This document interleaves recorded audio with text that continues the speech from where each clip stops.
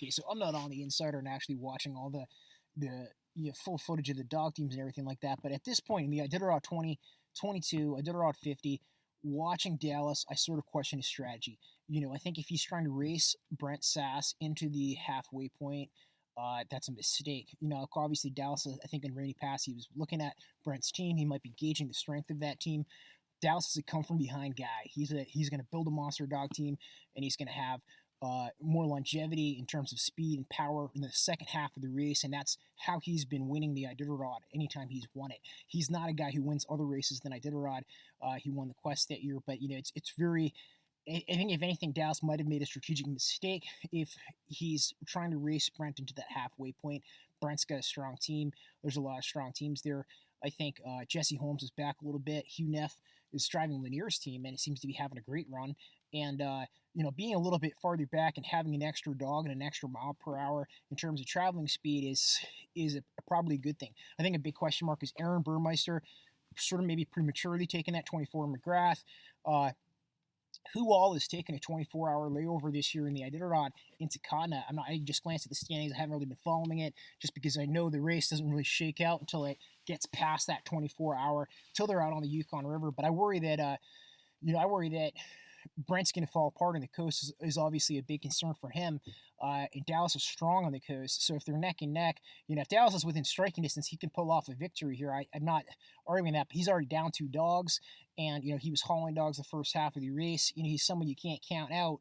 But his potential, I think in terms of just the dog quality and everything, it's a little bit diluted this year. Him and Mitch are both in the race. Last year he had the pick of both, and they both have huge kennels and they have tons of puppy teams and everything like that. So it's going to be kind of interesting. And another aspect here this year is Jeff was running Nick Petit's dogs and not really making a competitive effort. And I sort of wonder, put it out there on Twitter. I wonder if that was Nick Petit's intention when he made that phone call to Jeff. Was he thinking that Jeff was just going to take him up the trail and give him a happy experience like a puppy team, or was it more trying to get someone who could sort of get the dogs there in a competitive way, not try to win the race and not mismanage them and have them crash, but get them in the top 10 and have a big healthy happy team.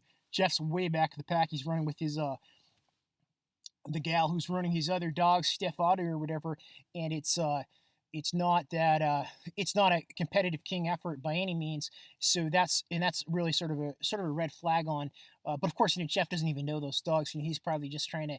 And he's an older guy, and he's probably just trying to get to know him in one piece and get the dogs in know him one piece. And then next year, Nick will be set up well because the dogs will have had such a positive experience. So, that would be the other side of that argument. But I sort of wonder, if Nick was sitting there thinking he might have got Lance Mack or someone else on that sled this year in that dog team to try to get those dogs to, because the dogs clearly have the potential to have a competitive finish. And I think, Dallas and some of the people, when they saw Jeff getting on that team, were like, shit, 2 and 2 is going to equal 4 here. This is a very accomplished musher who can get these dogs, and this is a very accomplished, high quality, high potential dog team. And the 2 plus 2 is going to make these dogs, potentially win this race, and that just simply has not happened this year. So that's an interesting development on that front. Glancing at those standings, I think Jesse Holmes, full roster of dogs within striking distance in ophir, making good times. Will he be in the top 5? Will he maybe win this race? That would be kind of exciting. The finances are there. He's got the Life Below Zero, the reality TV, access to the bloodlines, great training area. It's surprising to me he hasn't knocked on the door yet, frankly, in terms of an actual victory or a top 3 finish at the 1,000-mile level. So it would not be a surprise if he was able to be successful this year. Being back a little bit is a strength at this point. Being the first team on the trail, you don't want to be back too far. You don't want to be in 15th place, I think, but being the first team on the trail, we're not in the Doug Swingley era. You know what I mean? Doug Swingley was the guy who was out there, or even when Martin was very successful, Martin Boozer, they had a speed advantage and were, leading the race effectively fairly early on, or at least by the halfway point in the river. But what we've seen recently in the last decade in terms of, 1,000-mile Iditarod races, and not necessarily for the Quest, but we've seen come from behind victories, sort of the Dallas CV and the Mitch CV, and also the European strategy, where they're usually coming into the coast checkpoint of Unalakleet in terms of the Bering Sea coast, and they're sort of passing up those teams that led on the river and that led into the halfway mark. But again, I think Brent has a dog team that can win this year. But the question on Brent Sass is going to be, are they going to be able to put, again, two and two together and get through that coast obstacle of potential wind, of, different terrain, the barren landscape, and if he's in the lead, and not falter and not fall apart, with low rest at that point. That's a thing that I don't think that question mark is on some of those other top teams, whether it's specifically, I guess, Dallas at this point is who I would refer to. But I mean, Hugh Neff is right there. He's got a big team with Jim Lanier's dogs. So, but again, being right there right now, it's not the same as being right there at Koyuk or Elam or White Mountain or Nome.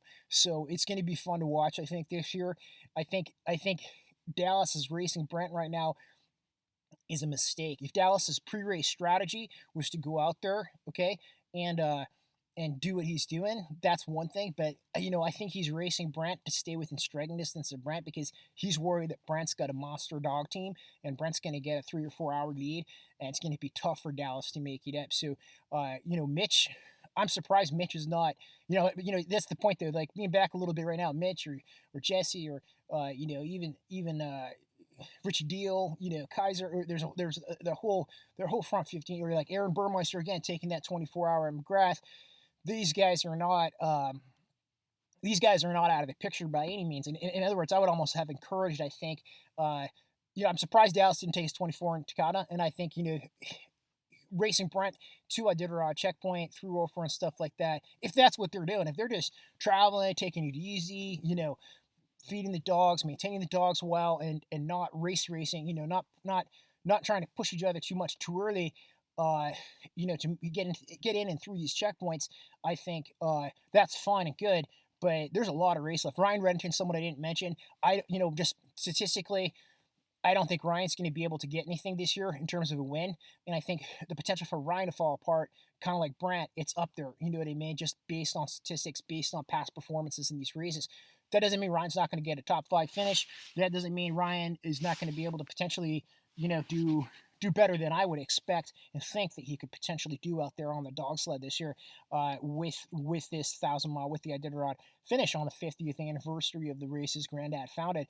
It certainly would be cool if he was able to get a win, but I just think his style of driving, and again, looking at his past performances, he isn't someone where there is as much data for an expectation of a win with him.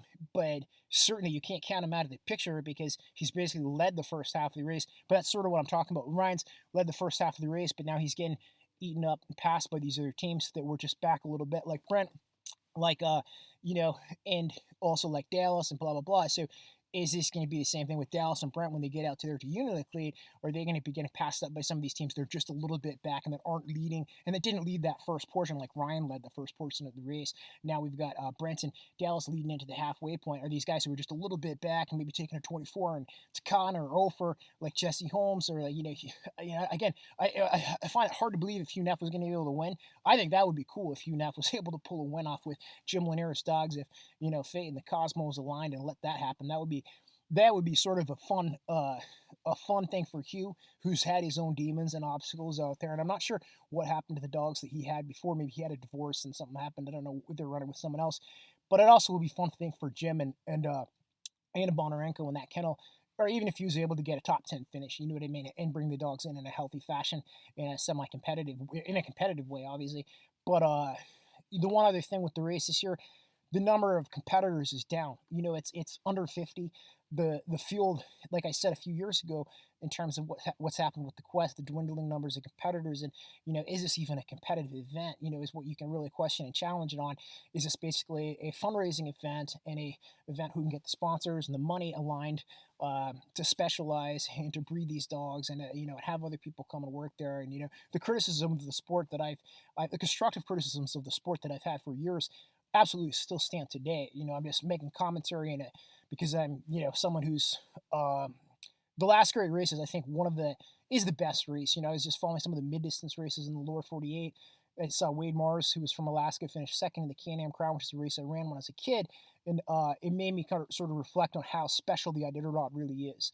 You know what I mean, in terms of the terrain going up over the Rainy Pass, just the breathtaking scenery of Alaska, the wilderness along the Yukon River, and then the coastal villages with that cultural aspect of the native communities and of their subsistence lifestyle out there, and to sort of reconnect with just, I guess I would say, the tapestry, or just the breathtaking beauty of all of the different environments in Alaska. And it's just, when I ran that Iditarod, also when I ran the Cimarron, but the state of Alaska, crossing the state of Alaska by dog team that way, you know, is just so special and so amazing. I think anyone who does it, regardless of whether you're first or last, or even if they just go out there and they're doing the Idita bike, or if they're doing the Iron Dog, or if they're just out there by themselves, on a in any shape or form. I mean, the state of Alaska is really special because of that level of wilderness that still remains.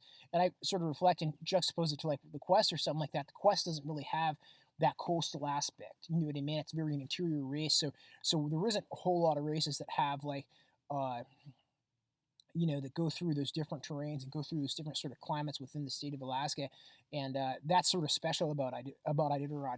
So it's a special race. You know what I mean? And then I was saying like the lower 48 races, like the Bear Grease, UP 200, Wyoming Stage Race too, but also the Can-Am race, which I did when I was a kid.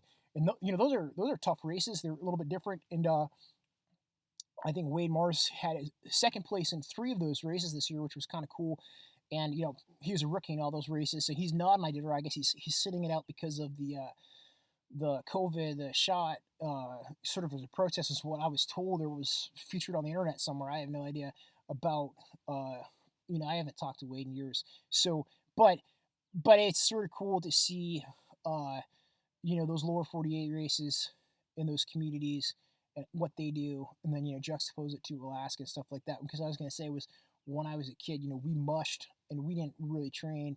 We trained, where area we trained was not the same areas like the area we raced and that kind of thing. And like that was a tough. Those are tough races. Like I was just thinking back, like that Can-Am race, but I would never go do that race again. Even like after I was in Iditarod, Alaska for years, like there was no appeal to go back there and run those races for me. And that's why I'm trying to talk about how special the Iditarod really is, that 1,000 mile, but also just the different terrain of Alaska, the wilderness, and the cultural aspects. But that gets it back into also the fact that just strategically, the Iditarod is a special race because, and that's why Dallas is just, he's so specialized. He was bred, raised, this is all he's ever done. I think he said it on Insider video, part of it, and I'm not subscribed to the Insider, but it's very true that Dallas is, I'm not going to call him a one-dimensional Iditarod champion, but is there anything else that this guy is going to be able to do? You know what I mean? Besides be successful, he's very specialized, and that's not a bad thing because obviously it's led to success for him. But I think I think that there is, in other words, Dallas just studies the hell out of that trail, the strategy, and the checkpoints and layovers, and so does everyone else who's, who's doing that. But there's a point where I think you can overstudy and overlearn something. Like, you look at Martin or you look at Jeff, these guys aren't really competitive anymore. They're really old too. I mean, Mitch is another one. He's really old, so, but, I mean, just objectively, reasonably, rationally, how can you compete with someone who's 25 years younger than you, even if you've got a great wealth of experience and a great jockey? I mean, there's a point where it's just too cold out there, and not just being not motivated in the training, etc. There's a point in there out there where you're just out there on that sled, and it's, very limited rest, and, you have to have a motivation. You have to have a motivation, and you have to be, really, not just in the training in terms of being focused, making the sacrifices and the effort and building the kennel and having all the having the funding and everything like that. But when you're actually out there on the coast and actually out there in the race, you got to be pretty motivated to try to do it. So, being 25 years younger is not something insignificant. That's an advantage, I think. I don't think it's a disadvantage. I think when they're about 50 years old, maybe, but like clearly Martin's not going to win the Iditarod again. You know what I mean? It's sort of like when we saw Swenson. Swenson was out there. I kind of question these people just milking it and just doing it like forever like that. But that's what they do, and that's that. So it's going to be a fun one, I think, to follow, and I might do another video like this later. But just thought I'd do this video right now because we're going into that 24-hour. Again, Aaron's taking his 24-hour in a hero. Hey, buddy. See how beautiful my dog is. But Aaron's taking his 24-hour McGrath. Not a bad decision, but Aaron's a guy who's a big guy, and like I'm in terms of just physical size, he's healthy. I'm not saying he's like unhealthy, but he's a construction worker. But just physically, just in terms of his structure, he's at least a 150 or 60 pound dog, bigger than Dallas. So I just mentioned Swenson years ago. There was some talk about handicapping the sleds and trying to keep the sleds so there's like a jockeys in a horse race. So there's actually like an equivalent amount they're pulling. But Dallas, whether he's hauling a dog or not hauling a dog, he's got just an advantage in terms of that on a guy like on a guy like Aaron. So Aaron's just a bigger guy. So that's not a thing in the sport of dog mushing. That's not a thing that helps you. Being a smaller person, it's like being a smaller jockey. There's less for the dogs to be pulling as they go up the trail. So this is going to be a fun one here to follow. Let me just see if I can bring up the actual. Of course, I don't have the race settings on here. Okay, well, that's it.